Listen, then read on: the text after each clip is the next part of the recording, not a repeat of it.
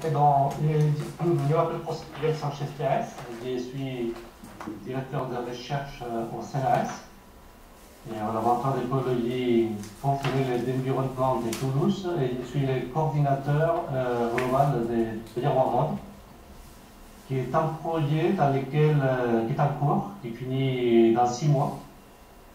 On a travaillé pendant 3 années et qui consiste à la mise en place d'un système de support à la décision pour la gestion des ressources en eau pendant la période de la saison, pendant la période d'étiage, et qui est appliqué sur l'ensemble de tous les territoires sous-doués. Je vais vous montrer qu'est-ce que c'est les territoires sous-doués.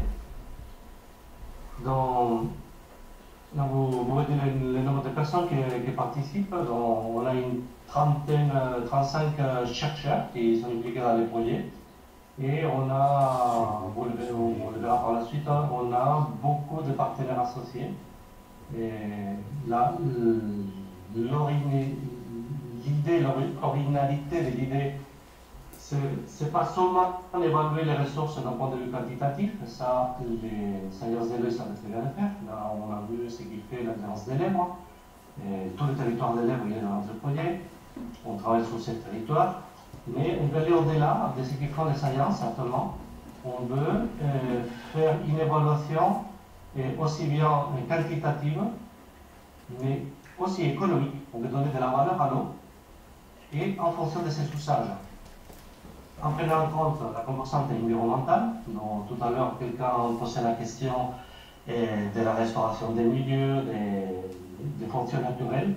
Donc, on va évaluer, nous, ce qu'on appelle les services écosystémiques, on le verra par la suite. Une chose, c'est l'eau qui est utilisée pour la production, pour produire du blé ou pour de l'agriculture. Mais il y a d'autres usages qui sont très peu pris en compte et dont la société demandeuse, comment les fonctions naturelles. Combien d'eau on laisse en cours d'eau pour que les fonctions d'épuration soient maintenues, par exemple. Et quelle est la perception de l'eau? On a l'approche aussi sociologique. On a laissé tous les plans de gestion et on gère les résultats et pour voir comment la société a une vision partagée de ce qui se fait, ou quelles sont les demandes autour des parties qui s'appellent les services culturels. Il y a des secteurs dans lesquels l'eau, c'est du patrimoine et ce patrimoine, il faut le préserver. Et on fait tout ça à l'échelle de tous ces territoires que vous voyez là. Les émotions, vous voyez la souris? Non, on ne la voit pas. Vous avez tous les territoires. Là, on a tous les bassins versants qui vont du sud de la France, tout l'Espagne et tout le Portugal. Okay. Et l'idée, c'est de faire tout ça, de faire une évaluation aussi bien sociétale qu'économique qu'environnementale des ressources en eau à l'échelle des bassins versants. Et les échelles pertinentes, elles sont variables. Ça peut être de la masse d'eau, réglementaire dans les cadres de le cadre. Les systèmes d'exploitation, qui sont les systèmes qui utilisent les sciences de l'eau, comme celle de Rogelio, à lesquels ils travaillent sur les systèmes d'exploitation, les demandes, les usages, ou les grands bassins versants, avec la composante transnationale, parce qu'on a des bassins versants qui sont à cheval entre l'Espagne et le Portugal, comme les bassins du Duero, du Tage ou du Guadiana. Okay. Donc, l'idée, voilà, la méthodologie qu'on utilise pour faire ça, sont là. On a 9 types de recherche qui couvrent tout le territoire, sur lesquels on fait des modélisations très complexes à l'échelle au plan de temps journalier, et des flux d'eau, dans l'actuel et dans le futur, dans les scénarios 2040-2050. Et une particularité du projet, c'est qu'on a une quarantaine d'usagers. C'est-à-dire, on appelle aussi les gestionnaires de l'eau. Là, vous voyez beaucoup de couleurs jaunes, c'est les logos de toutes les confédérations espagnoles. Et donc, tous les logos du ministère, plus les petits logos de chaque confédération. Et tous ces gens, on les réunit pour faire quelque chose de partagé. Donc on essaie de faire quelque chose qui va les servir. Et malheureusement, là, vous savez, la Confédération des Lèvres, il y en a 2 sur tous les territoires qu'on n'est pas arrivé à mobiliser. Et une, c'est Lèvres. Lèvres, c'est pas ce qu'on fait. Lèvres est le partenaire acté. On a notre correspondant, c'est M. Garcia Vera, pour des raisons qui, je ne sais pas, spéciales. Il n'a pas pu participer à la réunion. Tous les autres confédérations ont participé et il a un intérêt très important du ministère. C'est la directrice de l'eau qui suit ce projet. La restitution finale, on la fera à Madrid. Et tout ce qu'on fait là est déjà co-construit avec l'ensemble des agences d'eau françaises, espagnoles et portugaises. Et on pense qu'elle va être utilisée dans le nouvel cadre de programmation qui démarre normalement en 2019. Pour ça, la méthodologie, bon, l'objectif du projet, c'est de mettre en place un outil qui va aider à la planification sur tous les territoires sud-ouest, avec une idée qui est d'avoir une vision partagée des ressources en eau dans les périodes d'étiage aujourd'hui et dans le futur.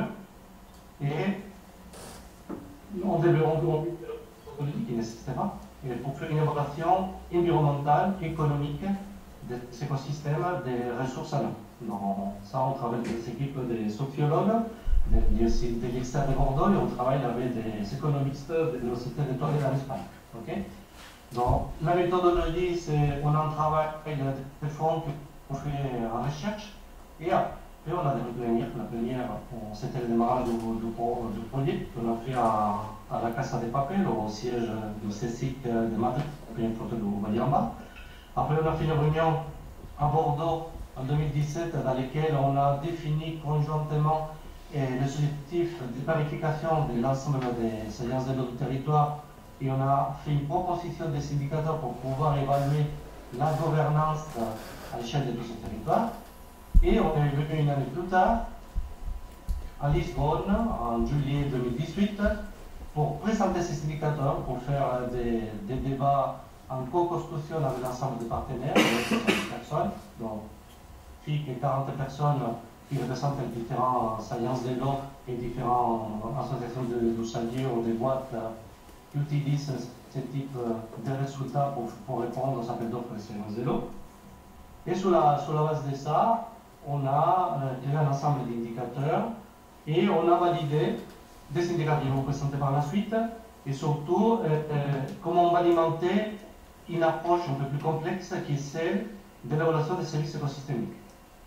À partir des 300 traits, qui est une évaluation socio-économique des secteurs primaires et secondaires, l'agriculture et les autres usages de l'eau, la partie environnementale, avec des indicateurs qui vont nous permettre de savoir quelle est la soutenabilité, je vais vous le présenter après. C'est un indicateur qu'on a mis en place en fonction des usages et avec une priorisation qui serait celle de la DCE, c'est-à-dire d'abord on donne de l'eau potable, avec ce qu'on reste, on maintient le débit écologique, ce qui n'est pas fait par tous. Après on donne de l'eau à l'agriculture et après on essaie de voir si avec tout ça on a une soutenabilité écologique. Cet ordre, il est respecté en France, il est respecté au Portugal, il est respecté en Espagne en général parce que là, il manque de l'écologique des obligations réglementaires, mais bon, on verra ça en profondeur, comme il y a une possibilité de dérogation de non-application du règlement 2 fois sur 10, il y a certaines confédérations qui ne l'appliquent pas. Donc, on veut évaluer tout ça avec deux volants. C'est la quantification des fonctions d'approvisionnement, c'est l'eau pour produire de l'agriculture, pour produire de l'eau potable. La régulation, c'est-à-dire l'eau pour maintenir les bons états écologiques et les fonctions de régulation des cours d'eau, et les fonctions culturelles. Et tout ça, on va l'évaluer correctement. Voilà, on a des équipes qui sont en train d'évaluer combien coûte la production d'un kilo de blé dans n'importe quel bassin du territoire, combien ça coûte un mètre d'eau en termes de bénéfices naturels, ou combien il coûte un mètre d'eau pour pouvoir maintenir des services culturels comme les gens qui vivent au sud de l'Espagne avec les fêtes qui font partie de la position culturelle du territoire. Donc tout ça, on le fait dans le cadre du projet. Pour les indicateurs environnementaux, on a défini sur l'ensemble des données qu'on a à une échelle qu'on a validé avec les gestionnaires, qui est les mois. Les 4 indicateurs qui permettent d'évaluer la soutenabilité. La soutenabilité, c'est savoir si tous les mois on respecte les seuils de la disponibilité de l'eau par rapport à la norme. Et on peut analyser ceci en termes de fiabilité, c'est-à-dire combien de fois on ne peut pas respecter ces règles. La résilience, c'est le nombre d'erreurs par rapport au nombre d'erreurs totales. La vulnérabilité, vous savez, dans les petits graphiques là, on peut s'indiquer. La résilience, ça veut dire si ça se répète l'erreur plusieurs fois. La vulnérabilité, c'est les verticales, c'est l'amplitude de cette erreur. La fiabilité, c'est si on est loin de l'ouvrage ou pas. Donc, à partir de ça, et en multipliant les trois indicateurs, on arrive à avoir un indice qui est global, qui permet à la fois de savoir si on respecte les débits écologiques, les débits les fonctions agricoles, c'est-à-dire la fonction agricole. Et tout ça, on les cartographie à partir des sorties qu'on a dans les modèles. On utilise différents modèles. Un modèle, c'est le modèle chat. C'est un modèle agronomique américain qui est utilisé pour calculer les productivités agricoles sur tous les territoires américains. Ça s'appelle Soil Water Assessment Tool. Mais on l'utilise aussi comme système de gestion intégrée à l'échelle des sous-systèmes. Un modèle qui doit connaître bien M. Galvan, qui s'appelle Aquatool, qui est le modèle qui est utilisé à l'échelle de toute l'Espagne. C'est un modèle dans lequel on fait les demandes, on rentre les ressources et sur la base des demandes des ressources, on arrive à avoir une distribution équitable de l'eau pour les usages agricoles. Parce que fondamentalement, ce modèle il est fait pour la gestion des ressources dans les barrages, les ressources en eau. Donc, nous, avec le modèle, on arrive à avoir des représentations comme celle que vous savez là. On a les points, c'est les données observées. Les traits rouges, c'est ce qu'on sort des modèles. On a ça à l'échelle de tous les bassins, à l'échelle du bassin, des sous-systèmes, des unités beaucoup plus petites comme les masos. Et en parallèle, on calibre aussi tout ce qui est pollution. Les nitrates, on fait la suspension, mais on est très centré sur les nitrates parce que c'est un bon indicateur de la productivité agricole. Et surtout, en travaillant sur les surplus, on peut voir comment, en ayant de bons rendements, on peut bien reconstituer les signaux et comme ça, essayer de voir aussi comment se font les fonctions d'épuration dans le cours d'eau en fonction de la charge. Okay? Donc ça, c'est les données qu'on comprend pour calculer nos indices. Et ces indices, on peut les cartographier. Et là, vous avez un petit schéma en haut. À gauche, c'est les bassins de la Garonne. Vous avez tous les masses d'eau qui sont dans les éléments de la directive cadre. Et cette information, on fait la relation à l'échelle des systèmes d'exploitation. Vous avez différentes masses d'eau agrégées en termes de systèmes d'exploitation, les cantons de Gascogne, les différents secteurs. Et vous savez tout ça à l'échelle de tous les territoires. Et finalement, de ces systèmes d'exploitation, une fois qu'on a fait tourner à Aquatool les systèmes d'optimisation de l'estimation de la ressource, on peut arriver à l'échelle des grands systèmes, des grands bassins versants, dans lesquels on peut appliquer ces indices. Donc, si on regarde le premier indicateur, c'est les indicateurs environnementaux dont je vous ai parlé tout à l'heure. C'est alimentation en eau potable, maintien de débit écologique, maintien de l'eau pour les activités agricoles, ou maintien de bons services environnementaux. On peut faire ça à l'échelle des sous-systèmes. On n'a pas voulu donner des couleurs, on a donné des couleurs, et pour essayer de comparer à l'échelle de tous les territoires des systèmes qui ont un fonctionnement comparable. Et on sait quand il est comparable, pourquoi il est comparable, et quand il n'est pas comparable, pourquoi il n'est pas. Donc on a fait une agrégation, donc là je reviens en arrière, entre les systèmes d'exploitation, c'est les systèmes sous lesquels les confédérations hydrographiques ont des plans de gestion, et on a regardé ça à l'échelle des bassins versants, et après on a ploté ça avec des analyses statistiques sur la base de tous les calculs qu'on a fait sur une période de 30 années, à l'échelle mensuelle, pour essayer de voir quel secteur avait un comportement similaire. On sait qu'est-ce qui est bien et qu'est-ce qui n'est pas bien derrière, mais on essayait d'éviter de dire les jaunes il est bon, les rouges il est mauvais. Donc là, d'un point de vue des indicateurs environnementaux, on voit qu'il y a des secteurs dans lesquels on est très bien, dans les 4 indicateurs, comme les bassins de l'Èbre, les bassins de la Garonne et de la Dure, les bassins qui sont au nord de l'Espagne. On a regardé vers le sud, dans lesquels il y a des indicateurs qui se dégradent. Dans les groupes 4, c'est des systèmes dans lesquels il y a impact dû au transfert d'eau entre les bassins très importants, comme c'est les Juca de Segura. Je ne peux pas vous les indiquer si vous n'avez pas le son. Est-ce que vous voyez la souris? Non. Oui? Non. Donc Juca de Segura, vous savez l'Èbre, vous l'avez vu tout à l'heure, c'est la tache bleue sur la dour. Après, vous avez deux taches des couleurs roses. Le premier, c'est le Juca, le deuxième, c'est le Segura. Donc c'est des bassins qui sont du côté méditerranéen, dans lesquels l'eau est prise du bassin rose qui est à côté, qui est le bassin d'Outage, avec des transferts d'eau. Et c'est des secteurs dans lesquels les stress en eau sont beaucoup plus importants et dans lesquels ça pose certains problèmes de gestion. Donc, avec ces méthodologies capables d'identifier où sont les défaillances, lorsqu'il y a des choses à régler, et surtout de faire l'état de l'actuel. On a la même chose pour les indicateurs socio-économiques.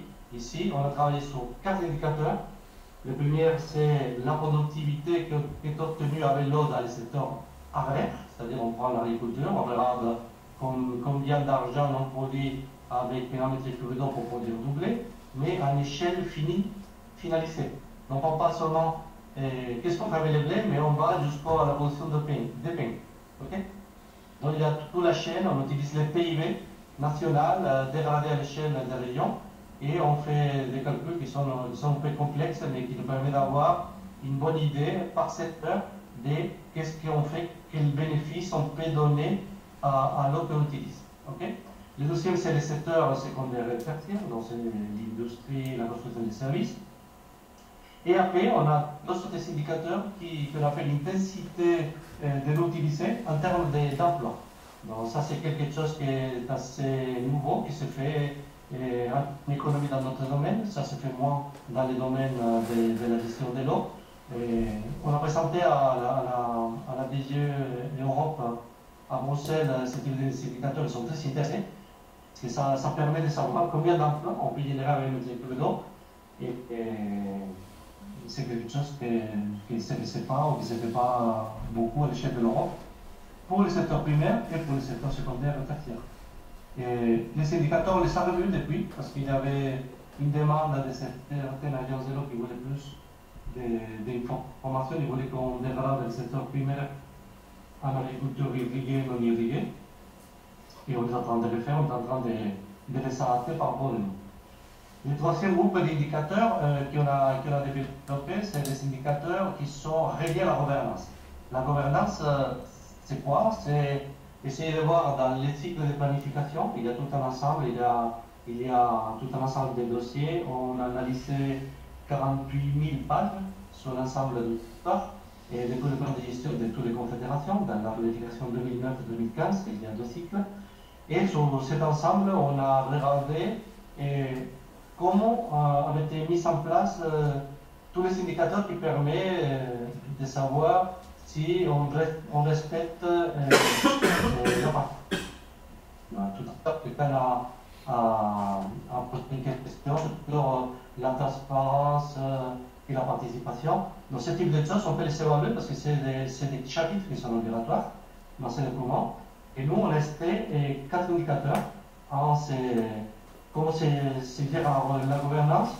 Le deuxième, c'est le degré de transparence, c'est-à-dire si tout ce qui est fait, il est clair, il est bien informé, si on fait des campagnes de communication. Et la participation à la planification, c'est à qui on l'ouvre, est-ce qu'il y a beaucoup de gens qui participent, est-ce que les formations, les systèmes, les gens participent, combien d'interventions ont été faites à niveau des publics. Et après, le dernier, c'est comment ça s'est passé la consultation. Si on a eu un répondant aux questions qui ont été posées.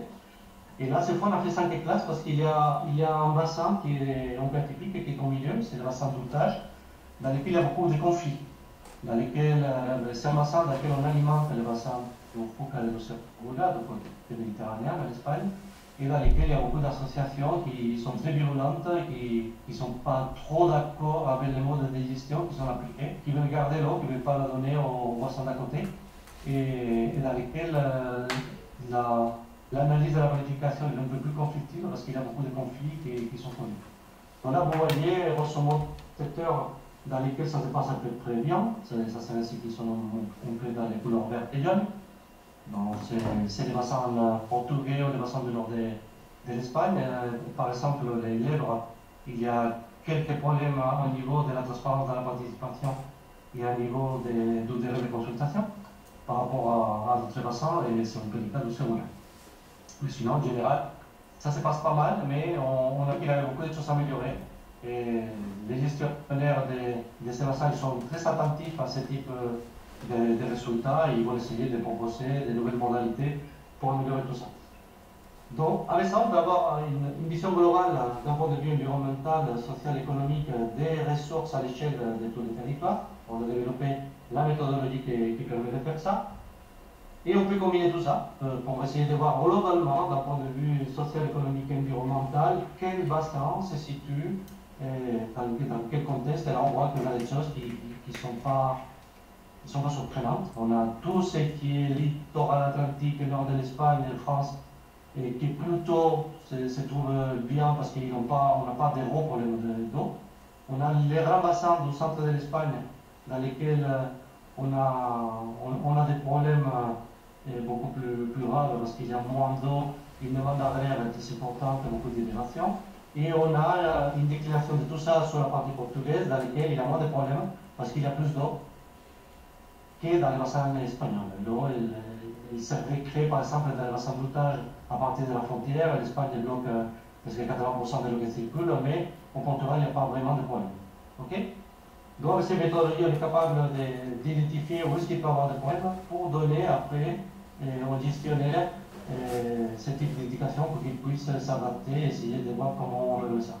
Mais tout ça, nous, on va l'utiliser pour essayer de voir comment, dans un contexte de changement climatique, dans lequel on risque d'avoir encore beaucoup moins d'eau, on pourrait s'adapter et on pourrait mieux gérer les ressources en eau dans un contexte qui va être beaucoup plus favorable. Donc, avec les modèles, on arrive à voir par tronçon de rivière, ou par sous-système, ou par maso, à l'échelle que vous voulez, comment les ressources vont diminuer. Ici, vous avez une position des résultats issus de la modélisation calibrée sur la période 1990, 80-90 pendant 10 ans, la période 2040 à 2050. Donc là, en 2050-2051. Là, vous voyez la différence. Là, plus c'est rouge, moins il aura d'eau. Et plus c'est vert, il aura de l'eau. En général, il y a très peu de tronçons dans lesquels on va avoir plus d'eau. Ça peut arriver un peu dans le bassin de la Garonne, et c'est dû en partie à la fonte des neiges des Pyrénées. Ça peut arriver dans certains sous-systèmes des Pyrénées, du bassin de l'Èbre. Mais en général, ce qu'on voit, c'est que dans tout le sud de l'Espagne, on va avoir beaucoup moins d'eau, et ça peut aller en moyenne à 5%, mais dans les cas extrêmes, on peut avoir jusqu'à moins 20% d'eau dans la période d'étiage. Donc, ce qui risque de poser encore plus de problèmes que ce qu'on a actuellement. Ok? Donc, ces indicateurs, on peut aussi les projeter dans le futur. Donc là, ce qu'on a fait, projeter les indicateurs qu'on a vu tout à l'heure, qu'on a cartographiés, et à l'échelle de ce qui va se passer en 2050, quand il y aura moins d'eau. Et là, on arrive à identifier comme ça, en termes de delta, des secteurs dans lesquels il faudra intervenir, dans lesquels il faudra s'adapter, éventuellement changer les modalités, et c'est-à-dire si on veut maintenir les systèmes de productivité qu'on a actuellement avec l'eau qu'on a, ça va pas être possible. Donc, si on veut maintenir l'eau urbaine, déjà on va avoir du mal. Si on veut maintenir les débits écologiques, ça va être encore pire. Et si on veut maintenir une soutenabilité pour la demande agricole, ça va être presque impossible. Ça va alerter les gestionnaires de ces systèmes à mettre des systèmes moins consommateurs d'eau, à mettre d'autres systèmes de production. Et ça se fait déjà, heureusement, dans le sud de Portugal, dans lequel déjà l'impact de tout ça il est déjà avéré. C'est un système qui va de la petite pointe, c'est le système de l'Algarve, dans lequel le Portugal avait construit beaucoup de systèmes avec beaucoup de barrages pour irriguer une zone énorme avec de l'eau. Finalement, ils se sont aperçus que l'eau qu'ils attendaient, il n'arrivait pas. Et ils sont en train de changer tout le système avec une agriculture intensive, tout le système, avec des oliviers ou des arbres, avec des amandes ou d'autres types de fruits secs qui sont moins consommateurs d'eau et qui permettent de faire un gain économique similaire.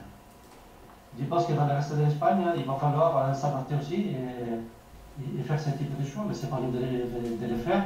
Nous, on alerte sur ce qui risque d'arriver et sur le fait qu'on va pas prévoir sustainable, les comment dire en français, soutenable le futur.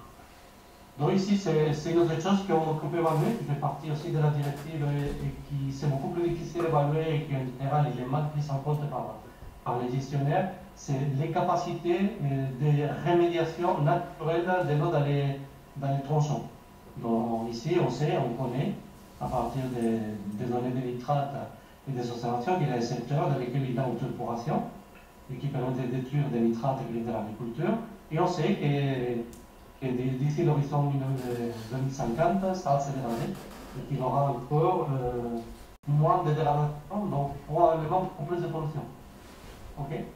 Et tout ça, on l'a évalué avec un scénario que je vous ai présenté, qu'on appelle tendanciel, c'est-à-dire on prend en compte seulement l'effet du changement climatique avec un scénario qui a été validé avec l'Assemblée gestionnaire, qui est le RCP 8.5, avec un maintien, avec une augmentation du PIB de 2% par an, qui est ce qu'on a actuellement. Donc c'est un scénario classique dans lequel on ne fait pas de rupture, dans lequel on garde ce qu'on a. Mais dans la réunion, on a demandé aux questionnaires qu'est-ce que vous pensez qu'il va se passer et quel type de scénario vous voulez tester. En plus de ces scénarios, il y a 4 qui sont sortis. Ce qu'on appelle des ruptures, dans laquelle on s'est dit, bon, c'est idéal, il va falloir moins consommer d'eau, l'agriculture, changer le système de culture. On a appelé OSCUR, c'est les porteurs qui comportaient ces systèmes dans lesquels on risque de continuer avec tout d'empirer le système. Après, on a les scénarios dans lesquels on fait une adaptation autour de la gouvernance qui les citoyens considèrent qu'il n'a pas été bien pris en compte. Et après, il y a un dernier qui est on entend le système, mais on essaie de mettre en place de nouvelles technologies pour essayer de mieux gérer l'eau, de ne pas perdre de l'eau dans les conduites, de consommer moins d'eau, de diminuer aussi les demandes dans des villes et avoir une offre beaucoup plus diversifiée.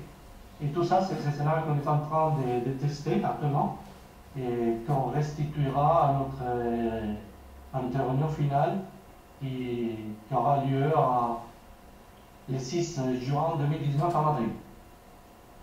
Donc, il faut se passer les conclusions, donc j'ai décidé un peu dans la discussion. Donc, si ça vous intéresse, donc, on peut vous donner des informations sur la restitution qui se fait au ministère de l'environnement à Madrid. Et si vous voulez avoir des informations sur ce qu'on fait, vous pouvez nous envoyer un mail. Vous tapez par internet à OneMod et vous trouverez sur notre site, sur la page. Et on peut vous envoyer toutes les informations qu'on fait. Il y a beaucoup qui sont sur les sites internet. Sinon, on peut vous envoyer. Donc, merci.